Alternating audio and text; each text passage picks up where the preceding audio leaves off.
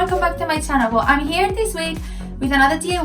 I want to show you how to do your own nursing pads. You won't have to buy any more nursing pads and throw them away. These ones are reusable, they're super easy to do, and you're gonna love them. And you just need something like this. This is a plate from Nilu. And I'm gonna show you now how to do a pattern with this, and from there how to do the pads, and you're gonna love it, I'm sure. And that's why you're gonna give us a huge thumbs up, you're gonna subscribe if you're new, you're going to share, and I will see you later.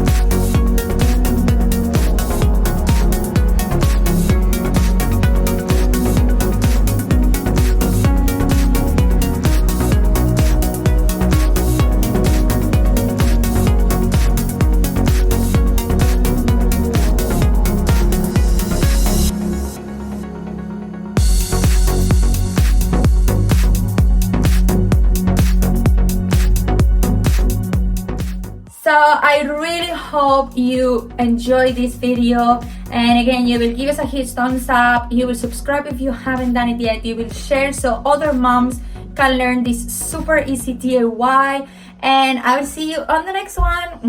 Mwah.